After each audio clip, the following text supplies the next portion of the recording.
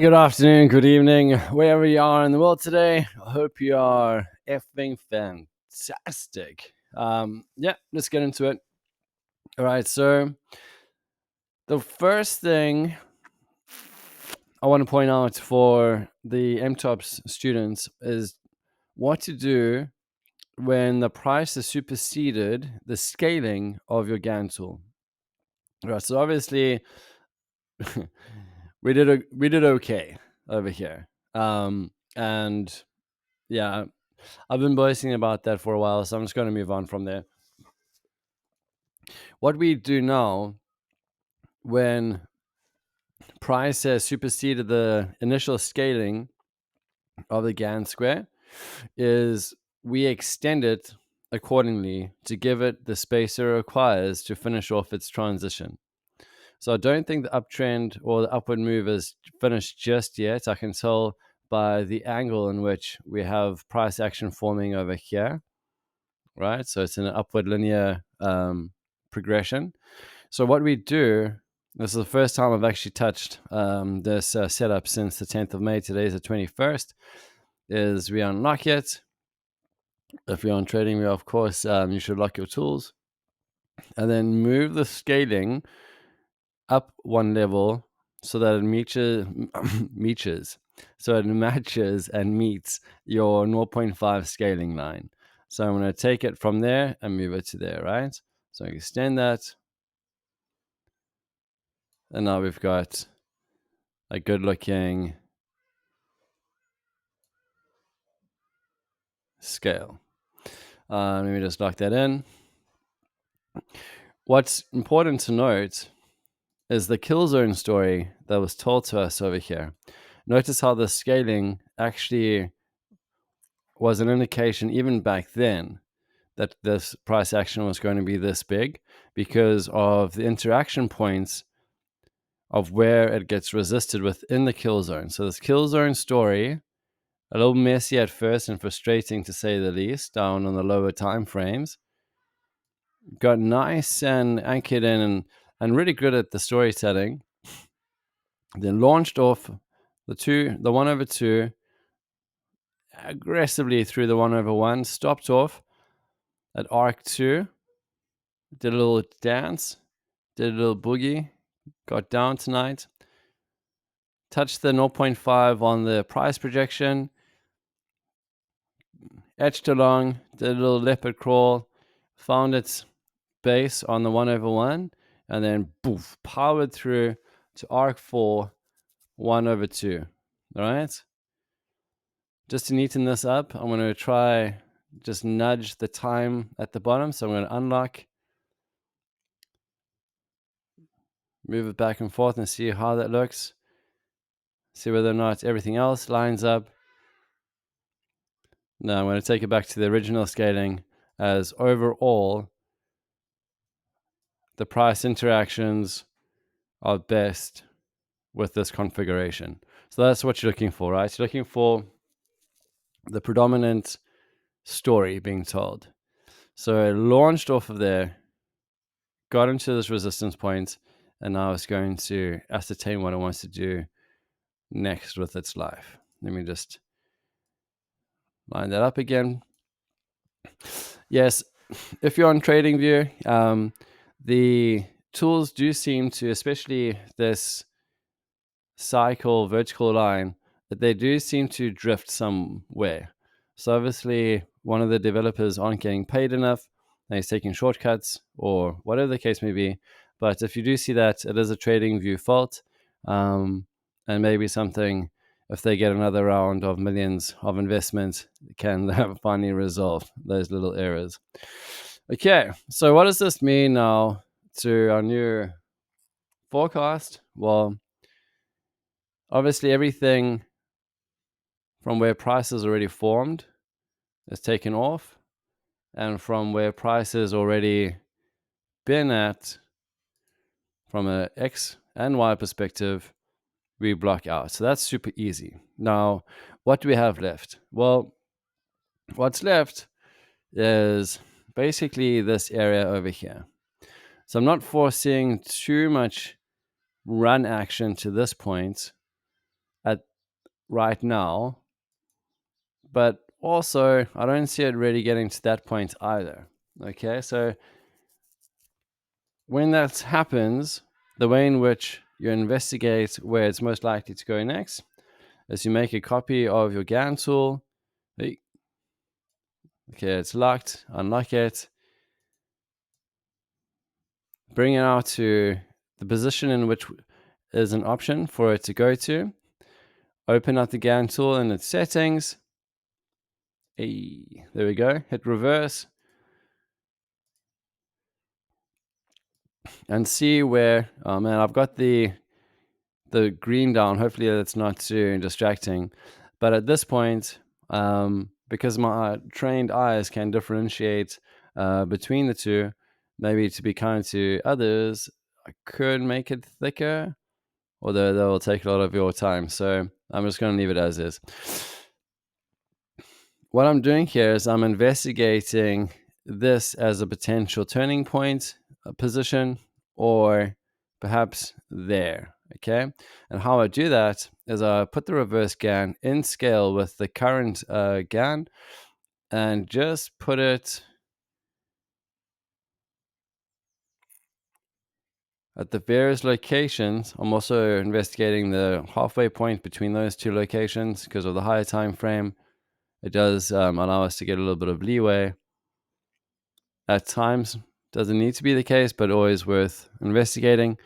So basically, this position 1, position 2 is there, position 3 is there, and I was using the reverse of the GAN to see whether there's any obvious lock-in position. So my eyes are actually back here where my mouse is to see where there's any confluence or lineup with the tool. So far, not much. This is pretty much the best option so far. Reason being, we've got lineup on arc 5 in reverse. Arc 4 looks good. Arc 3 is a bit messy. I think it was just a messy period because I needed to move across. It's difficult to base a decision off of. Arc 2 is where it launched from as well, in reverse, of course. And over here, it's just kind of hanging up somewhere in the middle. So not a bad option, not perfect. Let's have a look at the first location. Not too much confluence, not too much obvious confluence. So I'm thinking the price is probably going to try and get to here somehow. And I guess how it would get there is to maybe regress and then progress back up. That's my first take on it. The big win would have come from riding this wick up yesterday. And I was a bit sick, so I watched a movie in bed, and unfortunately, when I opened up a position, to be quite honest, to go long, I opened it here, and as I said yesterday, I was looking for more opportunities, so I opened it up on the 2 minutes.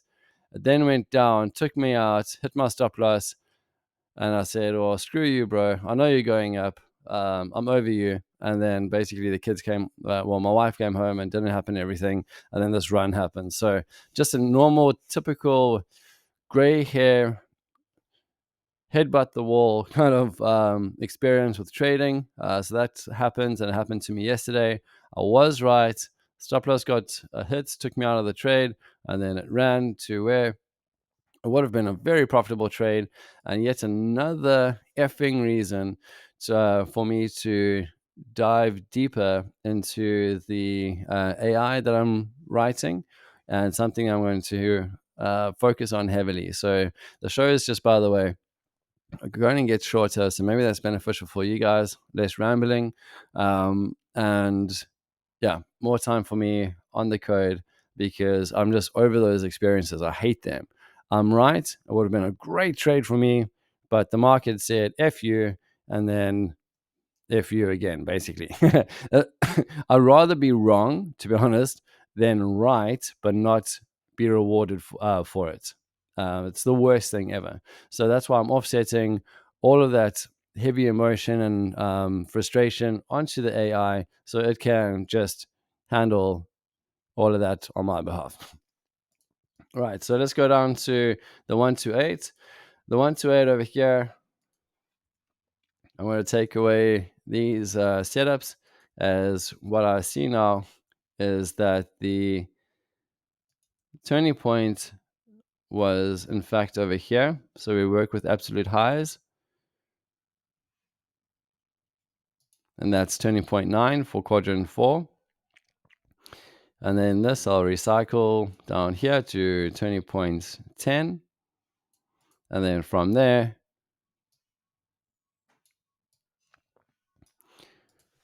I'll freehand this. Guys, don't freehand it yourself.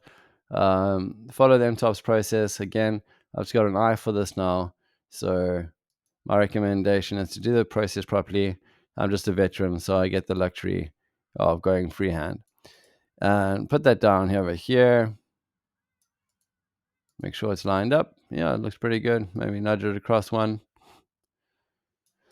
And then just always make sure that you're checking your scaling. Just see where the interaction points are.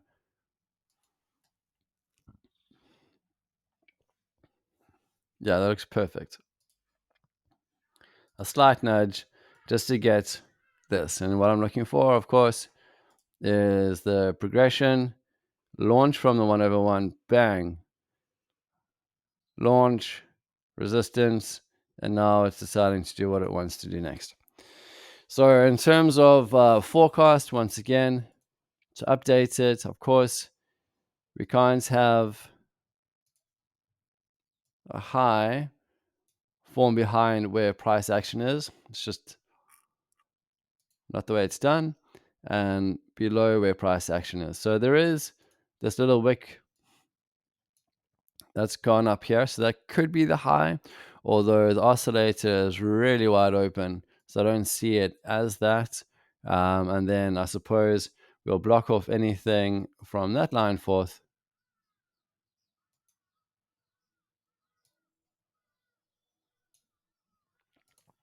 giving us this area. So very similar to what we've done. As I said, MTOPS works exactly the same, all the time frames in exactly the same way.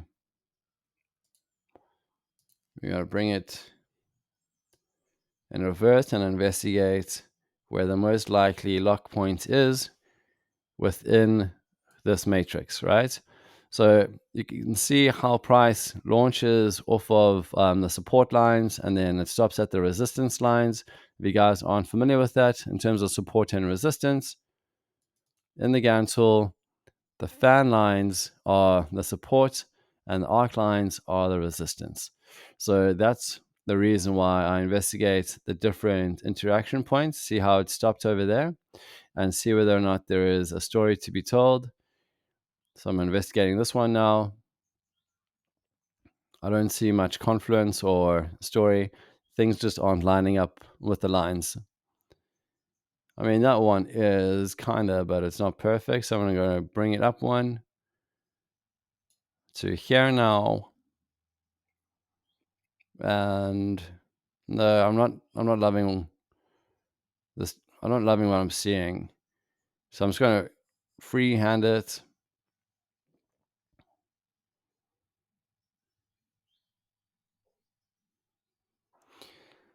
I'll say here, according to there, the progression. Okay, this is kind of messy, but then it goes up, it stops. I'll say here is more or less the best point for right now.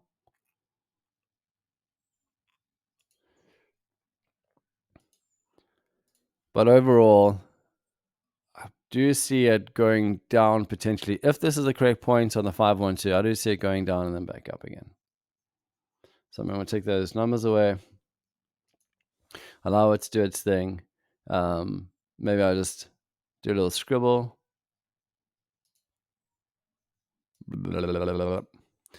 Cool. Hey.